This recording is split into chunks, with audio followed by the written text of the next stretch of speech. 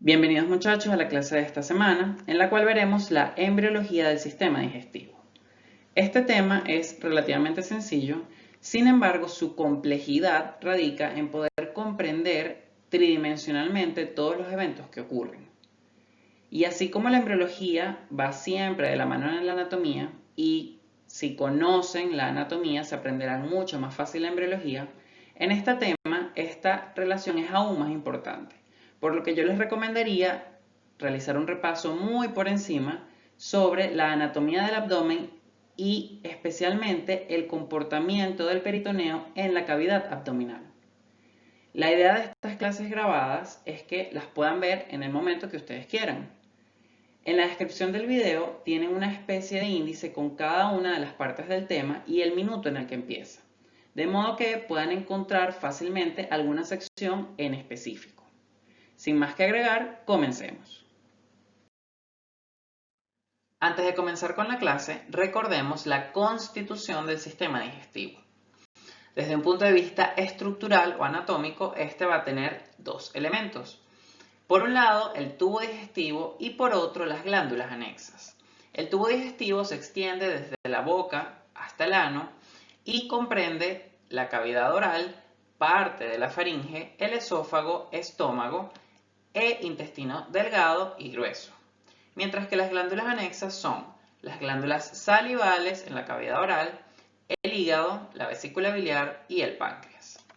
La gran mayoría de estas glándulas tiene una función exocrina, por lo que sus productos son vertidos hacia la luz del tubo digestivo a través de los conductos excretores. Mientras que glándulas como el hígado y el páncreas además tienen una función endocrina y estos productos son vertidos directamente al torrente sanguíneo. Ahora, desde el punto de vista histológico, recordemos que el tubo digestivo, puesto que es un órgano hueco, está conformado por túnicas. Y en este caso vamos a tener 4 túnicas, las cuales son la mucosa, submucosa, muscular propia y serosa. Mientras que las glándulas, en general, están conformadas por una cápsula de tejido conjuntivo que las rodea, la cual emite tabiques que se disponen entre las células del parénquima glandular, las cuales son las que cumplen realmente la función de estas glándulas. Ahora, el desarrollo del sistema digestivo comienza con el plegamiento del embrión. Recordemos que ocurre un pliegue cefalocaudal y un pliegue lateral. Y otra estructura estrella en la formación del sistema digestivo es el saco vitelino secundario, el cual es una cavidad cuyo techo es el endodermo del embrión. Entonces, ¿qué le ocurre al saco vitelino en relación a el plegamiento del embrión? Veamos primero el pliegue cefalocaudal. Este, como ya ustedes saben, inicia por el crecimiento acelerado del tubo neural y ocurre a lo largo del eje longitudinal del embrión. A nivel cefálico, el eje de rotación va a ser el mesodermo nasal y a nivel caudal, el nódulo primitivo. Noten además que el saco vitelino tiene una porción que se relaciona con el extremo cefálico del embrión y una que se relaciona con el extremo caudal.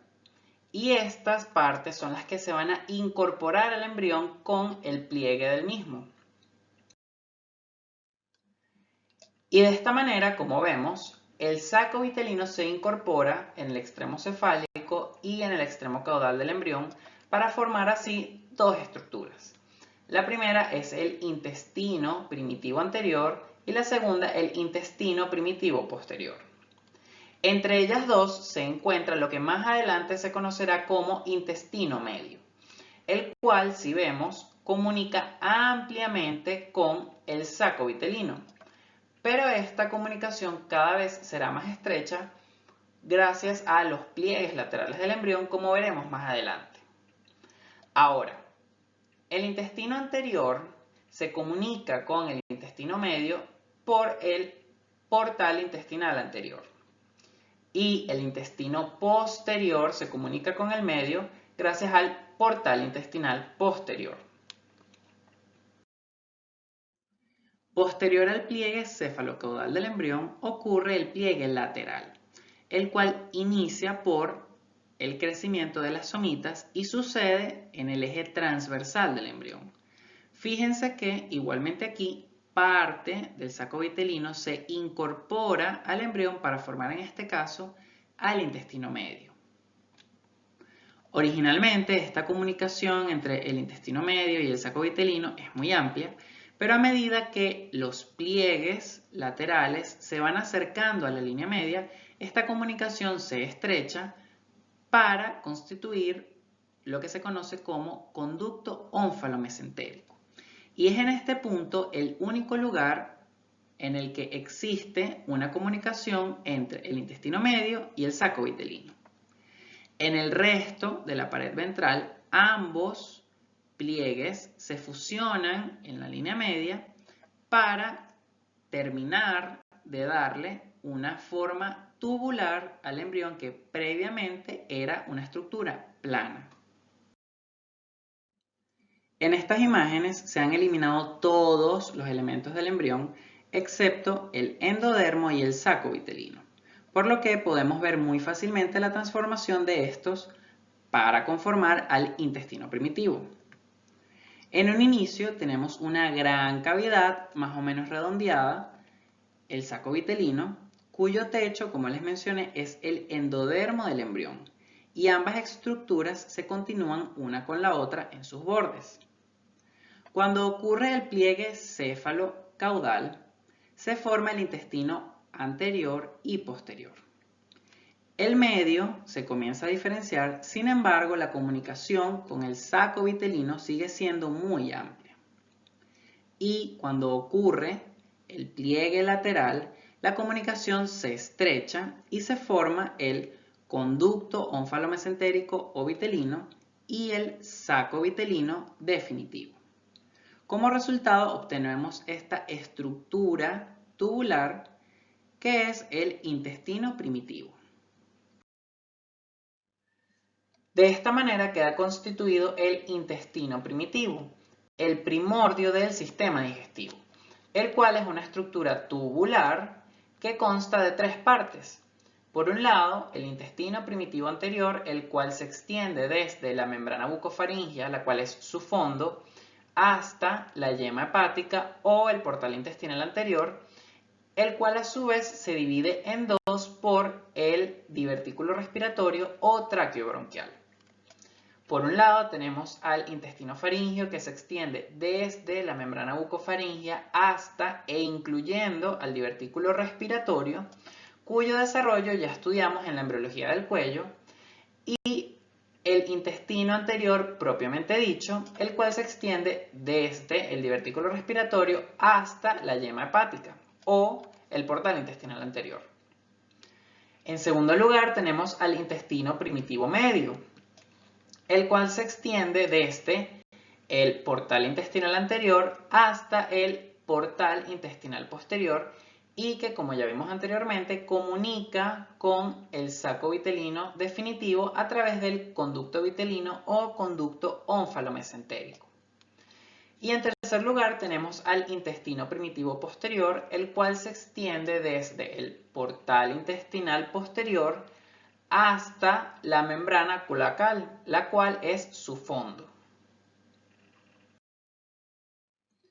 El intestino primitivo, como mencionamos anteriormente, es una estructura tubular. Sin embargo, debemos ver con mayor detalle cómo está conformada su pared.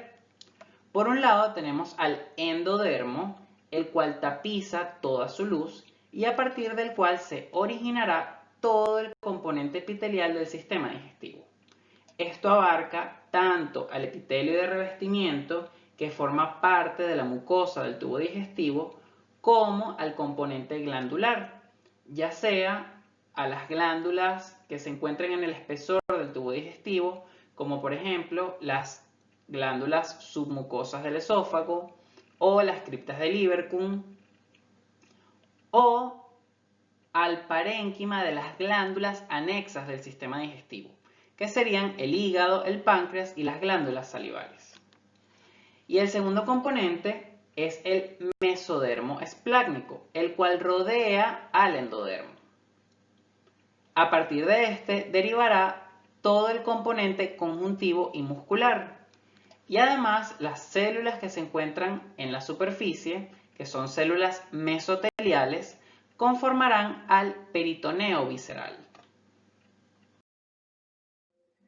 Vamos a repasar en este dibujo algunos de los conceptos que vimos en el desarrollo del aparato cardiovascular. Tenemos aquí al corazón en desarrollo, los sacos aórticos o aorta ventral y la aorta dorsal. Como cortocircuito entre los sacos aórticos y la aorta dorsal tenemos a los arcos aórticos. Ahora, cada uno de los segmentos del intestino primitivo tiene una arteria principal que se encarga de su irrigación, rama de la aorta dorsal. Para el intestino anterior será el tronco celíaco, para el intestino medio la arteria mesentérica superior y para el intestino posterior la arteria mesentérica inferior. Y como les había comentado, la embriología y la anatomía tienen mucha relación y esta irrigación se mantiene en el adulto. Por lo tanto, todas las estructuras que deriven de cada uno de estos segmentos mantiene su relación con esta arteria principal. Como vimos en el tema de desarrollo de las cavidades corporales, cuando ocurre el pliegue del embrión, el intestino primitivo queda suspendido en la cavidad corporal primitiva por dos hojas de mesodermo esplácnico, que se conocen como mesenterios o mesos. Uno anterior o ventral y uno posterior o dorsal. Y en gran parte del intestino primitivo, el mesenterio ventral degenera, quedando así suspendido solo por el mesenterio dorsal. Fíjense entonces cómo se forma el mesenterio dorsal y dependiendo del órgano con el que se relacione, este cambiará su nombre. Así tenemos al mesoesófago, al mesogastrio dorsal y al mesenterio dorsal propiamente dicho. Además, recordemos que el corazón tiene un meso, que es el mesocardio dorsal, el cual degenera rápidamente para que entonces este quede suspendido en la cavidad pericárdica por sus extremos caudal y craneal. Veamos ahora con más detalle qué ocurre con el mesogastrio ventral.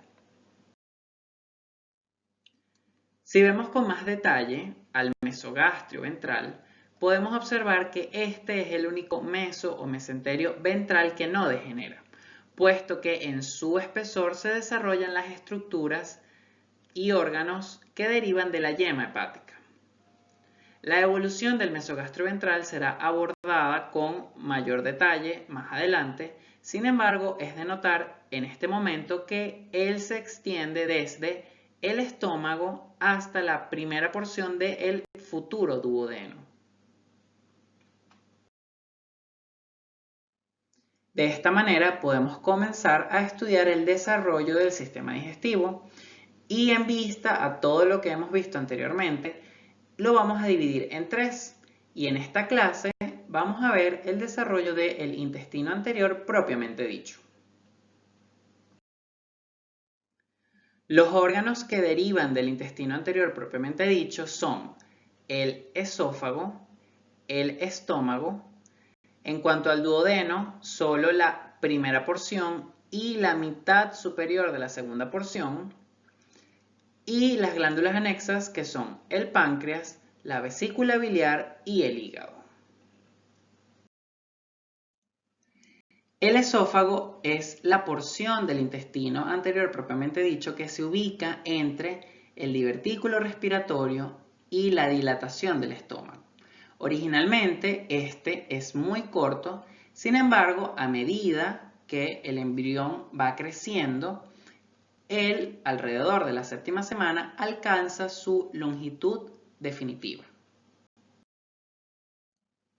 Como recordarán, en el intestino anterior aparece una evaginación en su cara ventral que se conoce como divertículo respiratorio, a partir del cual se originará la laringe, tráquea, bronquios y pulmones. La luz del divertículo respiratorio con el intestino anterior es continua. Sin embargo, la solución para esto es la aparición de dos rebordes o crestas que se conocen como rebordes traqueoesofágicos, los cuales aparecen a cada lado de esta comunicación y se van acercando uno al otro hasta constituir el tabique traqueoesofágico que separa de manera definitiva a estas dos estructuras. Coloco estas imágenes para que recuerden que el tabique traqueoesofágico que vemos aquí formándose no separa por completo al divertículo respiratorio del intestino anterior, porque la comunicación entre ellos dos persiste a nivel del orificio laringio. En estos cortes transversales podemos ver cómo se empiezan a formar los rebordes traqueoesofágicos que se acercan hasta la línea media para fusionarse y formar como tal el tabique traqueoesofágico que separa a estas dos estructuras. Con respecto al desarrollo de la mucosa del esófago, ocurre un proceso bastante interesante, que ya vimos cuando estudiamos el desarrollo de las fosas nasales, y es la formación de un tapón epitelial. ¿Qué sucede? En un principio, el tubo digestivo tiene una luz, la cual está tapizada por endodermo. Sin embargo, estas células endodérmicas proliferan para formar un tapón epitelial que obstruye completamente la luz del tubo digestivo a este nivel, es decir, en el esófago. Posteriormente, las células del tapón epitelial sufren apoptosis y se comienzan a formar una serie de vacuolas, las cuales se unen una con otra en un proceso que se conoce como recanalización, gracias al cual se restituye nuevamente la luz del esófago. Fíjense que bordeando al endodermo se encuentra el mesodermo esplácnico que conformará, como ya vimos, los componentes conjuntivo-musculares del tubo digestivo. Este proceso, además de ocurrir en el esófago, ocurre también a nivel del duodeno. ¿Qué ocurre si esto que acabamos de ver no sucede de la manera adecuada? Podemos tener por un lado una escasa formación de vacuolas debido a que la tasa de apoptosis no sea la necesaria, resultando en una recanalización parcial, obteniendo así una luz estrecha, mas no completamente obstruida. Esta patología se conoce como estenosis. Y por otro lado, puede que no exista para nada la formación de vacuolas, por lo tanto, no ocurra ningún proceso de recanalización, resultando así en un septo o tabique que obstruya completamente la luz del tubo digestivo. Esta patología se conoce como atresia. El estómago se desarrolla como una dilatación fusiforme del intestino anterior, a la cual le podemos describir una cara derecha, una cara izquierda, un borde ventral y un borde dorsal. En esta vista lateral desde la izquierda, en la que solo vemos la cara izquierda del estómago, podemos ver que el borde dorsal tiene un mayor crecimiento en comparación con el borde ventral. Por lo tanto, del borde dorsal derivará la curvatura mayor del estómago, mientras que del ventral la curvatura menor. Para que el estómago llegue a su posición anatómica definitiva, este debe realizar dos rotaciones, una a lo largo de su eje longitudinal y otra a lo largo de su eje anteroposterior. La rotación en el eje longitudinal ocurre hacia la derecha o en el sentido de las agujas del reloj, y la distancia recorrida es de más o menos unos 90 grados. Fíjense que si yo veo al estómago antes de la rotación, puedo ver ambas caras, la derecha y la izquierda. Sin embargo, solo puedo ver el borde ventral.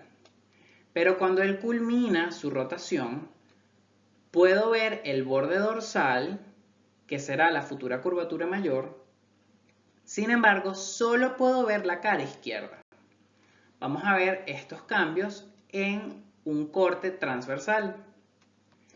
Fíjense que el estómago se encuentra suspendido en la cavidad abdominal por el mesogastrio dorsal y el mesogastrio ventral. Él comienza su rotación en el sentido de las agujas del reloj hasta llegar a su posición final. Y los mesogastrios lo acompañan en esta rotación. Por lo tanto, sufren ciertos cambios que veremos más adelante. Pero el mesogastrio dorsal forma lo que conocemos en anatomía como la bolsa omental. Y además debemos notar que el nervio vago, derecho e izquierdo, recorren las caras respectivas del estómago. Por lo tanto, cuando culmine la rotación del mismo, el nervio vago derecho será posterior y el nervio vago izquierdo será anterior. Una vez que el estómago culmina su rotación en el eje longitudinal, comienza su rotación en el eje anteroposterior, el cual podemos ver aquí e imaginarnos que es como si fuera una flecha que entra hacia la pantalla. ¿Qué ocurre? El extremo cefálico o cardial del estómago se mueve hacia abajo y hacia la izquierda, mientras que el extremo caudal o pilórico se mueve hacia arriba y hacia la derecha para estar más en relación con el futuro hígado. Y de esta manera, con estas dos rotaciones, el estómago llega a su posición anatómica definitiva. Antes de continuar viendo los cambios que ocurren en relación con la rotación del estómago, me parece importante recordar algunos términos que ya conocemos de anatomía y van en relación con los repliegues que realiza el peritoneo en la cavidad abdominal. El primero de ellos es el meso. Los mesos los conocemos ya muy bien, son dos hojas de peritoneo que se extienden desde la pared corporal hasta una víscera y en cuyo interior transcurren elementos vasculonerviosos que se encargarán de irrigar e inervar a dicha víscera. Ahora, estos mesos pueden fusionarse con la pared abdominal para formar las fascias de coalescencia. Y la consecuencia de esto es que un órgano que originalmente era intraperitoneal pasa a ser retroperitoneal secundario. Recordemos que los órganos retroperitoneales primarios son aquellos que desde un principio tienen esta característica, como por ejemplo los riñones. El tercer concepto es un omento. Los omentos son dos hojas de peritoneo que se extienden entre dos órganos y en su interior encontramos igualmente elementos vasculonerviosos que se encargarán de irrigar a alguna de estas dos vísceras. Por último, los ligamentos son dos hojas de peritoneo que se extienden entre un órgano y otro, pero son avasculares y también pueden extenderse desde la pared corporal hasta el órgano. Como les había comentado, la rotación del estómago conlleva cambios igualmente en los mesogastrios dorsal y ventral y por lo tanto en los órganos que se van desarrollando en el espesor de los mismos. Además, recuerden que todo en la embriología ocurre más o menos simultáneamente, pero lo vamos estudiando de manera separada para poder entenderlo. Esto es anterior, esto es posterior, derecha y estamos en una vista lateral desde la izquierda. En este momento, al final de la quinta semana, en el mesogastrio ventral se desarrollan los órganos que derivan de la yema hepática, que son el hígado, la vesícula biliar y parte de las vías biliares y la yema pancreática ventral. El más importante a notar en este momento es el hígado, el cual divide de manera esquemática al mesogastrio ventral en dos. Primero, tenemos al ligamento falciforme que se ubica entre la pared abdominal ventral y el hígado. Y en segundo lugar, al omento menor, el cual se ubica entre el hígado y el estómago y duodeno. Con respecto al mesogastrio dorsal, por un lado, en el espesor del mismo, entre las dos hojas de peritoneo, comienza a proliferar una masa de células mesenquimales que forman al vaso. Y a partir del endodermo, que corresponde al futuro duodeno, se desarrolla la yema pancreática dorsal. En un principio, esta yema se encuentra por debajo del vaso. Sin embargo, a medida que ella crece, lo hace hacia arriba y hacia atrás para colocarse entre el vaso y la pared posterior.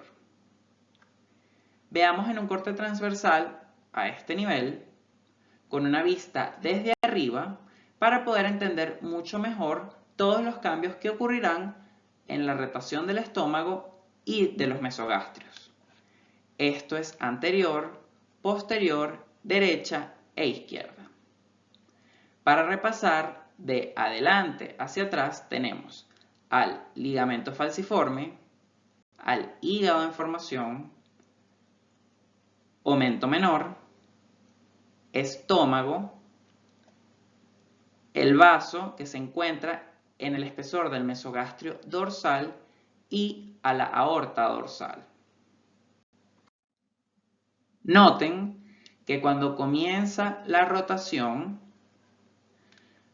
ambos mesogastrios y los órganos asociados también se mueven.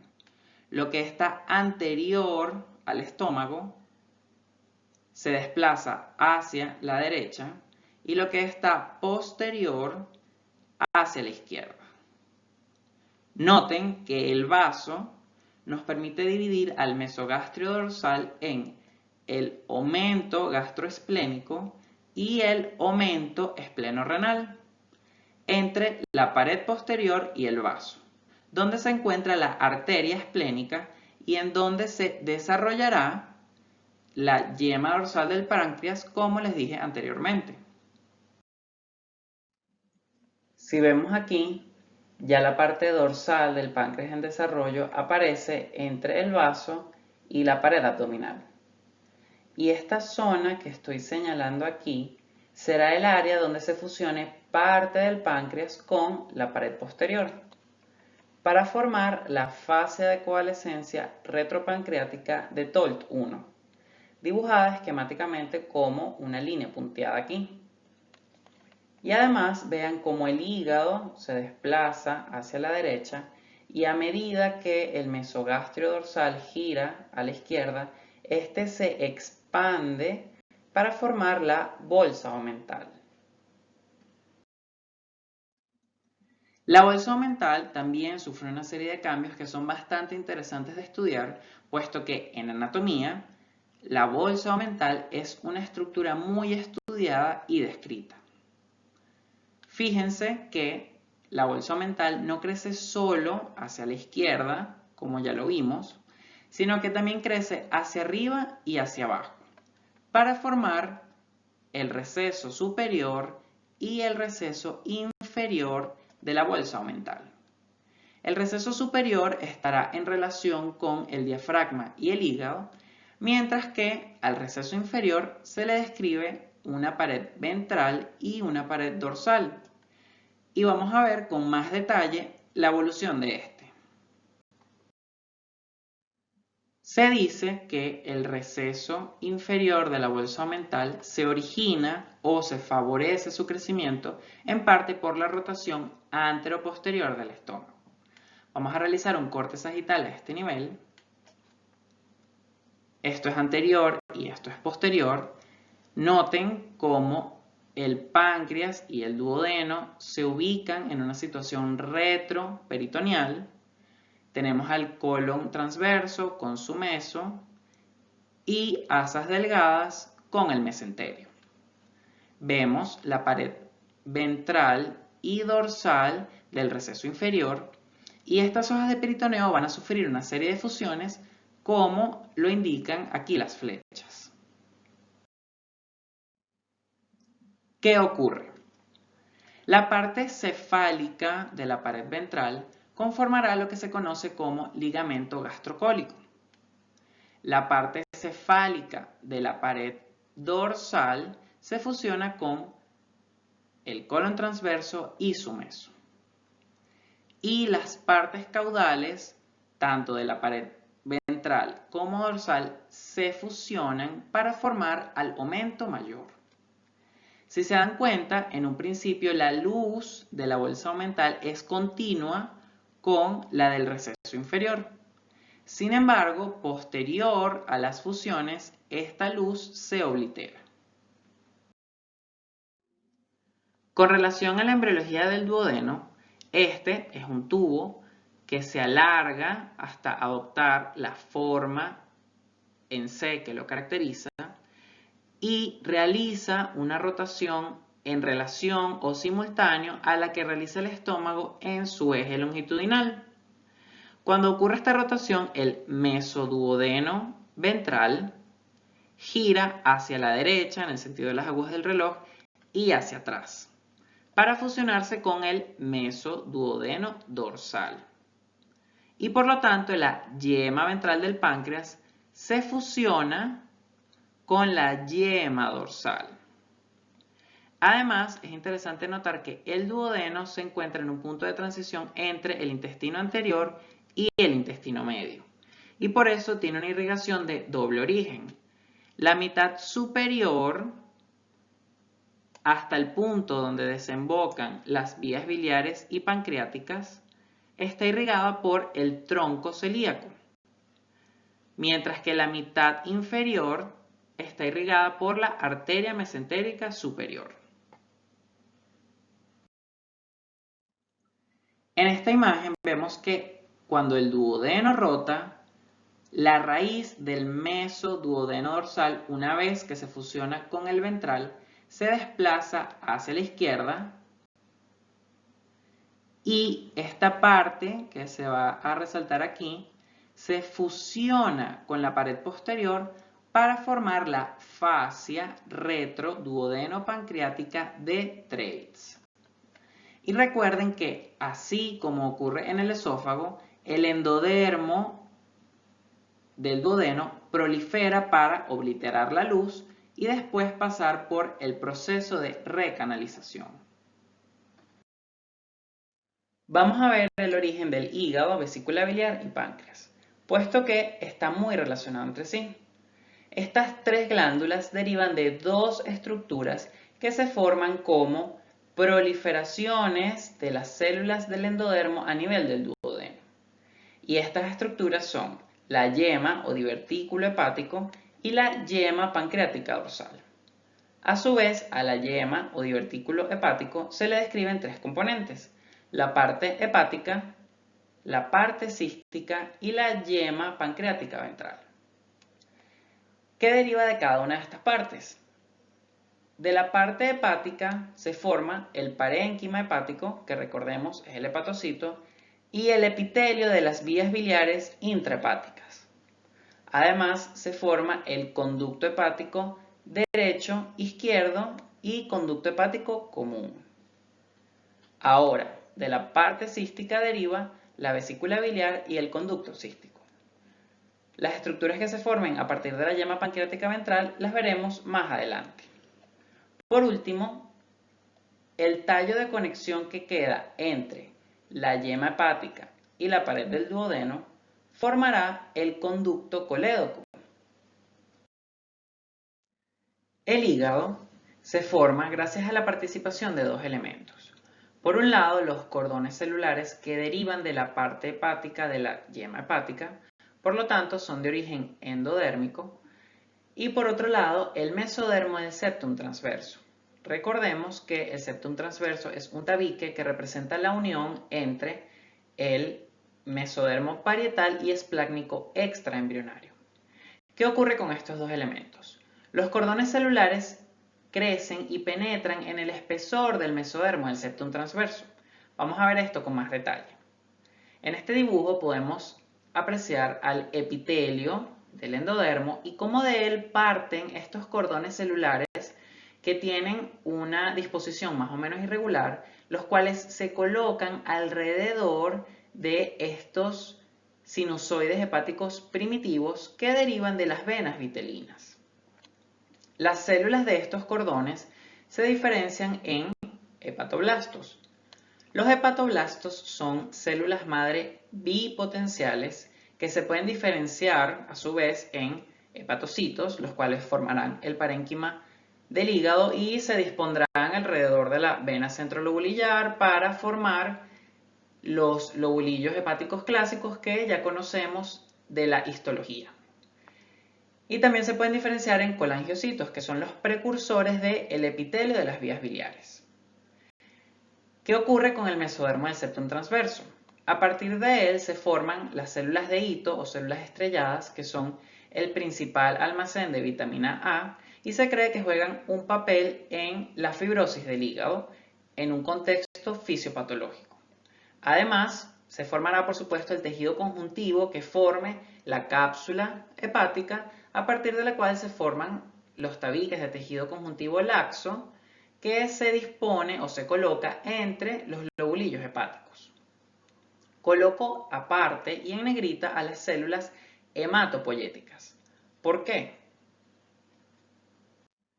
Las células hematopoyéticas se desarrollan en primera instancia en los islotes de Wolff-Pander que se encuentran en el mesodermo de la pared del saco vitelino, como vimos en la tercera semana del desarrollo embrionario.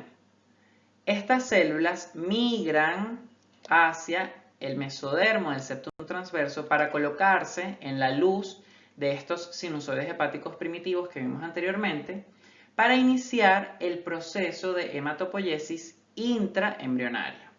¿Por qué es esto importante? Porque en la vida intrauterina, el hígado, después del saco vitelino, es el órgano hematopoyético más importante, en donde se lleva a cabo en conjunto con el vaso parte de la hematopoiesis intraembrionaria antes del nacimiento, aproximadamente hasta el sexto o séptimo mes de vida. A partir de estas células hematopoyéticas se diferenciarán las células de Kupffer, que recordemos son macrófagos, parte del sistema fagocítico mononuclear, que residen permanentemente en el hígado. Algo adicional, veamos que en un principio ambos lóbulos del hígado son aproximadamente del mismo tamaño. Sin embargo, esto cambiará cuando la mayoría de la sangre de los sinusoides se desvíe hacia el lóbulo derecho y de esta manera, en el adulto, este lóbulo será más grande que el izquierdo. Además, debemos mencionar que a partir de la 12ª semana de desarrollo comienza la producción y secreción de la bilis en el tubo digestivo. En estos cortes histológicos de hígado fetal podemos observar cómo estos cordones celulares tienen una disposición irregular, mientras que los sinusoides hepáticos que separan a estos cordones celulares son muy prominentes y en la luz de los mismos podemos observar muchas células hematopoyéticas, de las cuales los glóbulos rojos son los que más resaltan y son los más abundantes. Como les mencioné anteriormente, esta función hematopoyética del hígado se mantiene hasta el 5º a 6º mes de vida intrauterina, aunque se ha descrito que la función hematopoyética del hígado pudiera persistir hasta un mes después del nacimiento. Ahora, ¿por qué ocurre este cambio? Cuando el hígado comienza a madurar y estos cordones celulares empiezan a adoptar esta arquitectura que ya conocemos del hígado adulto, el medio intrahepático ya no favorece el desarrollo de estas células sanguíneas. Por lo tanto, la hematopoiesis debe trasladarse a otros lugares del feto. En este caso, se desplazan a la médula ósea. Por último, veamos la formación del páncreas. Como ya sabemos, este se forma a partir de la yema pancreática ventral y dorsal. A partir de la ventral derivará solamente el proceso unciforme y parte de la cabeza del páncreas, mientras que de la yema pancreática dorsal derivará el resto de la glándula. Por lo tanto, esta es la más importante. Y como ya vimos, gracias a la rotación del estómago y del duodeno, el mesogastrio o mesoduodeno ventral gira hacia la derecha y hacia atrás, y vamos a ver cómo ocurre esto en un corte transversal. Vean que cuando ocurre la rotación del duodeno, este arrastra consigo a la yema pancreática ventral y al colédoco. Cuando la yema ventral entra en contacto con la dorsal, se fusionan y el colédoco queda ubicado por detrás del duodeno. Noten que cada una de las yemas pancreáticas tiene un conducto de secreción principal y ellos también sufren una fusión que contribuirá a formar los conductos pancreáticos que conocemos en la anatomía. Por un lado, el conducto de la yema ventral en conjunto con la porción distal del conducto de la yema dorsal forman el conducto pancreático principal, que en conjunto con el colédoco desembocan en la ampolla mayor de Vater, y la porción proximal del conducto de la yema dorsal forma el conducto pancreático accesorio, que desemboca en el duodeno en la ampolla menor. ¿Cómo se forma el tejido del páncreas? Recordemos que el parénquima pancreático tiene un componente exocrino y un componente endocrino, y ambos derivan del endodermo de las yemas pancreáticas ventral y dorsal. Originalmente, estas células forman una especie de túbulos, y en el extremo más distal de esos túbulos, pudiéramos verlo como un fondo de saco, las células que se encuentran allí se diferencian en células acinares, que son las que se encargan de la producción de las enzimas pancreáticas, por lo tanto del componente exocrino del páncreas. Y por otro lado, de estas células tubulares también se diferencia un segundo grupo celular. Este segundo grupo celular prolifera y se separa de los túbulos, perdiendo así su conexión con los mismos. Y estas células se dispersan en todo el páncreas. Ellas formarán los islotes de Langerhans, que son el componente endocrino del páncreas. La secreción de insulina por parte del páncreas es detectable a partir del quinto mes del desarrollo. Con esto culminamos la primera parte del tema y en la siguiente clase veremos el desarrollo del intestino medio y posterior.